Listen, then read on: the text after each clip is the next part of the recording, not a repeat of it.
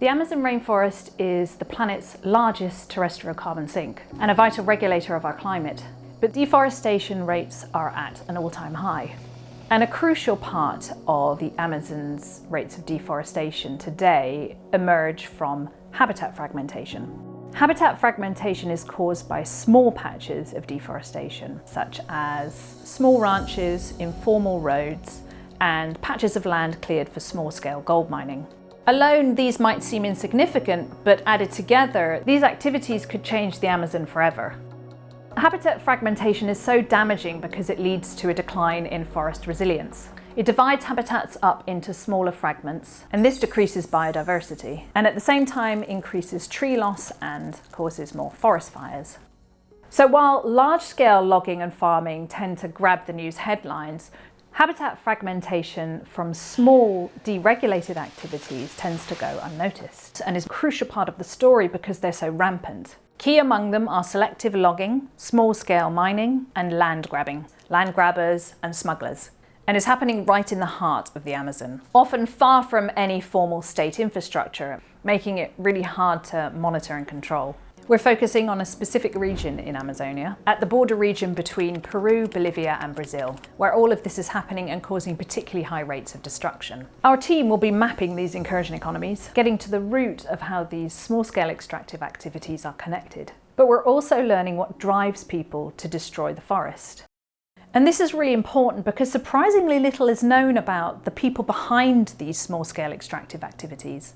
Who engages, what their motivations are, and how these activities continue to thrive.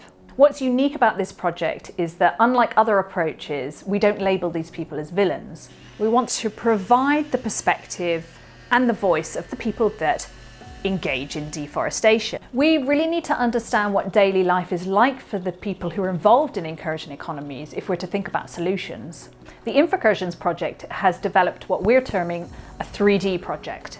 So 3D project means that we're looking at it from many different scales and perspectives. So we look at social networks alongside policy, we look at top-down, large-scale data sets with deep data sets from ethnography. We also look at the historical perspectives alongside biodiversity and many different factors that are all combined to think about the project as a holistic phenomenon. We need big 3D multi-scalar solutions to understand how all the parts of the story fit together. Only then can we start to protect these vulnerable ecosystems that are crucial to the well-being of everyone on the planet.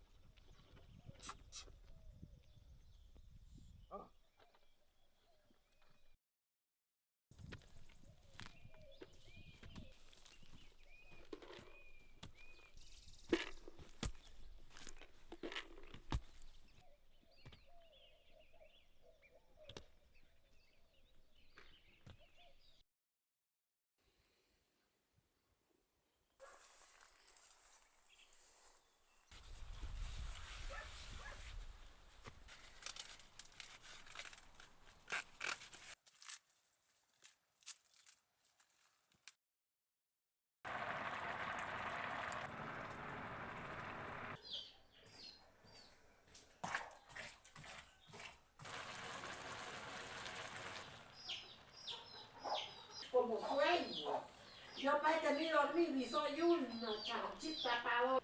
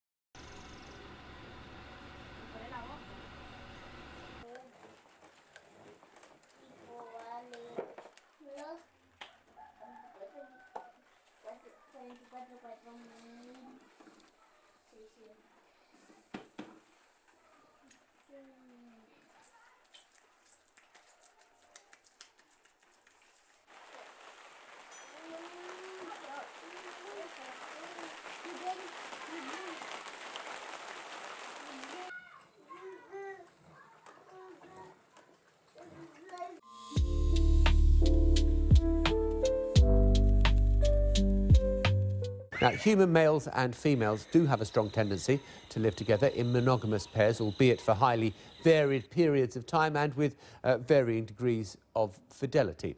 So how did we evolve as a species who mate for life? Well, a new study comes to a startling conclusion. Among primates, monogamy evolved because it protected infants from being killed by rival males. Well, with me is Kit Opie, an anthropologist and lead author of the study on monogamy. Welcome to you. Thank you very much indeed. Fascinating study to be doing. Yeah, really good. I mean, there's a real puzzle here. So about a quarter of primate species are monogamous, and this has been a puzzle for decades now. Various scientists have put forward different views as to why that might be the case. First of all, people were saying it was because of parental care, that both parents working together could do a better job. Others said that it was males guarding a female. And others, as you say, were talking about it was males protecting their infants from rival males. So we thought we'd test it. And how do you test it? I mean, as an anthropologist, I can understand if it's human research, you go and do an ethnography or whatever it is, and you kind of ask people the questions and they give you answers from which you can draw conclusions. Yep. You can't ask a bunch of chimpanzees or whatever. We collect data on primates, including humans, on their behaviour and their mating systems, and then we use that to get a picture of what the past looked like. How fascinating. And has behaviour changed at all? Have some, animals become more or less monogamous as time has gone on? Has behaviour evolved? Absolutely. So the ancestral primate was a solitary animal mating polygynously, so males and females all doing it. It was only much more recently, we think in the last 10 or 15 million years, that different kinds of mating strategies evolved, and one of those was monogamy, and in a number of primate species that happened. And how do you explain that there are polygamous? I mean, in human society, there are some societies where polygamy is practiced openly, whereas in others it is seen that monogamy is the only way to go. And why did some go one way, others go another? Well, what seems to have happened during human evolution was that it was very important to protect very slow-growing infants. And therefore monogamy was the best way of doing that.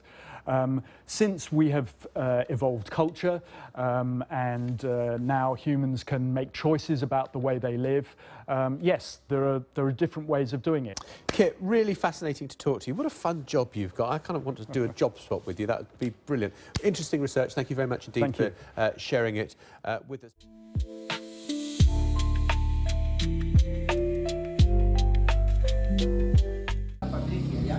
Sì, è buonissima idea.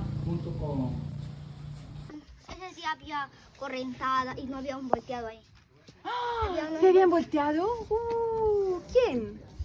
Yo, ¿Tú te has volteado también? Ah, ¿y has tenido miedo? No. ¿No? Ah, yo me moriría de miedo. ¿No has llorado? Sí lloré. Ah, lloraste, Mi claro. hermano Carlos casi se ahoga. Flor, sí. Tú, Gabriel, seguramente una tela. ¿Qué más? Una cosa diferente.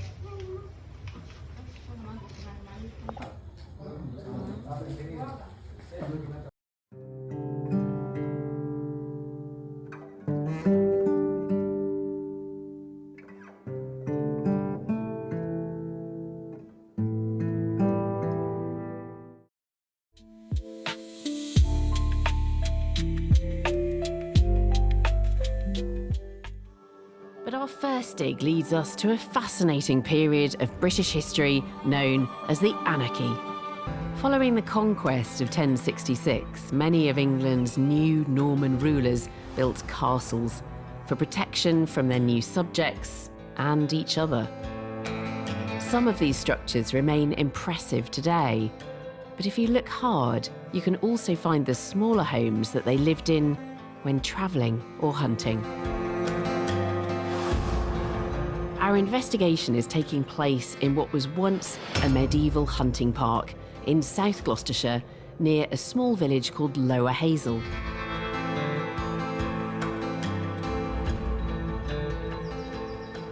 Here, hidden in the woods, are the ruins of some very old buildings. In 2011, John invited a local archaeology group along, who've slowly but surely uncovered the ruins we see today. If it's a dry Wednesday, you'll probably find us here. This year, the volunteers are joined by a team from the University of Bristol. And the project's led by our very own Digging for Britain medieval expert, Stuart Pryor. Stuart, it's great to be visiting you to talk about one of your sites, because I know this is a site that you've been absolutely itching to come and dig. Why is it so fascinating? What's the big mystery that you want to get to the bottom of? So this is one of the sites where it goes right through what's known as the Anarchy period. So it's a 12th century site.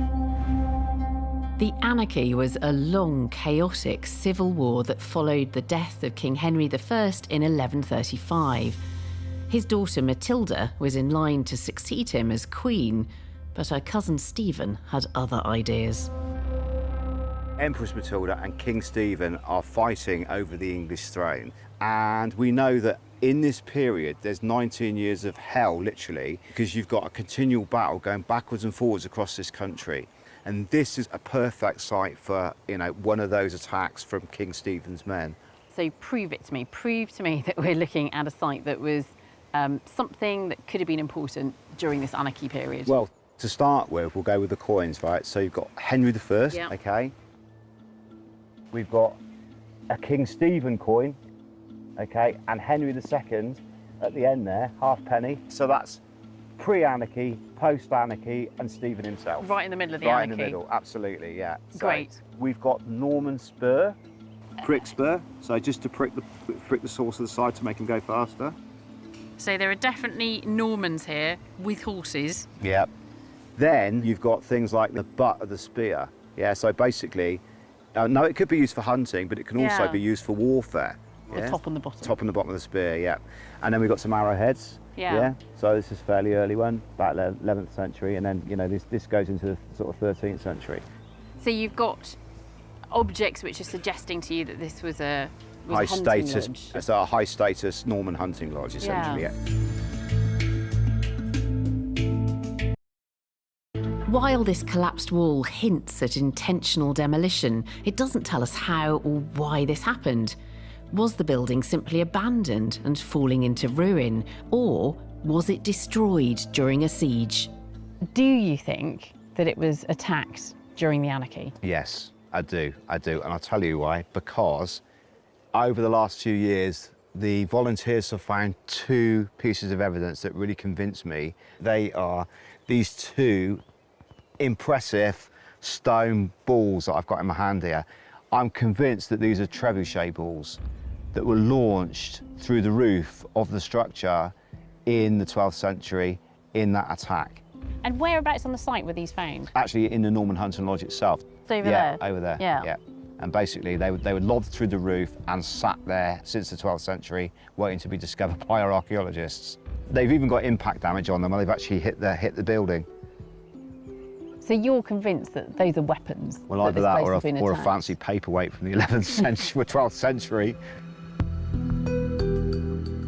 After this period of destruction, the archaeologists can see that rebuilding was happening. People were still here. One of the students has some dateable evidence. We've actually found, in this area, we found some pottery. It's ham green, with a ham green glaze. So this is from about 1250, maybe onwards from there. Other sherds of ham green pottery found here have been expertly reassembled to show what a splendid jug this must have been. And we found other pottery that dates to around the 11th century below that, So it's all kind of matching up with that kind of idea of 11th, 12th century dates then? Right, yeah. Right around the dates we're looking for. Yeah, right around the Anarchy if it's 12th century. This is such an intriguing site. It is totally one of those sites that you arrive at and it all looks very clear. It all looks as though it's nicely laid out, on the surface, very obvious, and then I started to talk to Stuart and Costas and look more carefully, and it's much more complicated. But there's still so much more to learn here, and I think the team will be digging here for years to come.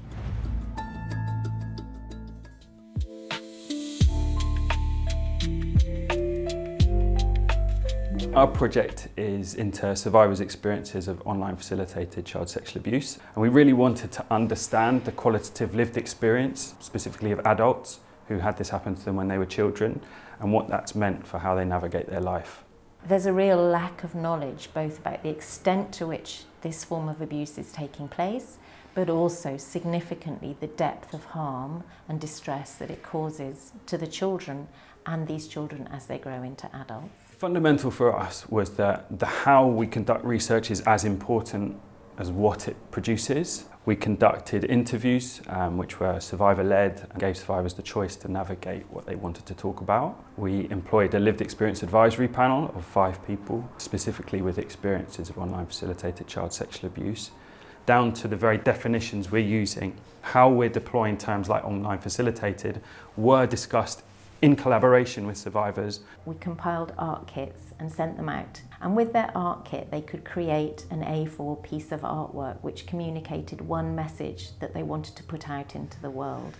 And some of the artworks are incorporated into a zine that we're producing to use something other than words to communicate some of the messages. We use the term survivor in our research, and we recognise that's not going to cover everybody's lived experience, but it's widely used in the field. Being a survivor myself, I was able to bring to the project a survivor approach to the way in which survivors feel they can speak about what's happened to them. Quite often with child sexual abuse, there's a significant amount of shame involved. So in shaping this project, it was really important that we did it in a way that would facilitate survivors to speak about what had happened to them. While each of the survivors who spoke with us had very different experiences, nonetheless we generated multiple key findings. One key finding to emerge was the ease with which this form of abuse is hidden, and perpetrators might also find ways to drive a wedge between the children and opportunities for support. The way in which they'd learned as a child being abused online to hide what was happening, and they used the term masking. Perpetrators would often encourage children to believe that they were in a relationship with them, when actually what they were doing was manipulating forms of trust formed between the child and the perpetrator. Anything that is generated online is often captured and remains online forever. And that leaves many survivors feeling that at any minute an image or something they've put online could appear again. So online facilitated child sexual abuse has this constant or infinite sense of fear arising within people who've been abused in this way.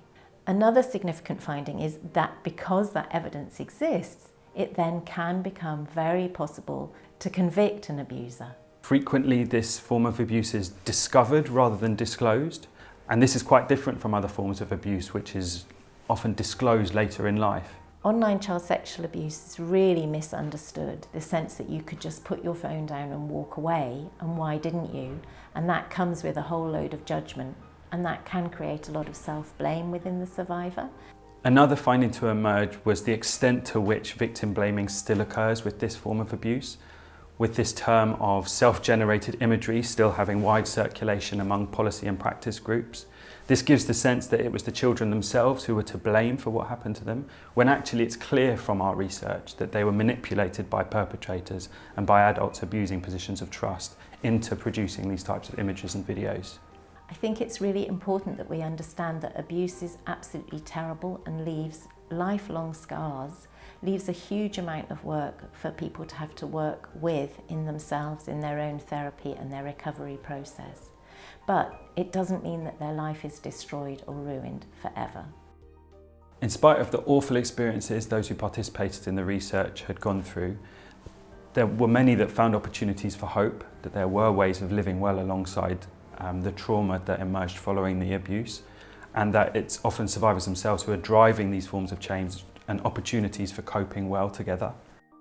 It's essential that there is more funding put into, firstly, understanding how this form of abuse takes place, understanding how it can be prevented. What can policymakers and the different platforms do to protect children? We know that at one stage the UK was one of the top hosts of child sexual abuse material worldwide. We recognise that this abuse is likely prevalent across our society, but many won't yet recognise that what they experienced as children was abuse. Although it takes place online and although some of the materials are virtual, this has very real traumatic outcomes for people. Every piece of research available indicates that online facilitated child sexual abuse has very similar, if not the same, outcomes as offline or contact sexual abuse, even where no contact occurred. Generalised services and criminal justice services don't yet fully understand or reflect this type of abuse, and this can leave survivors of online facilitated child sexual abuse unsupported as they navigate their lives. We really hope that working closely with survivors will drive the change necessary in order to improve opportunities for coping for survivors in the future.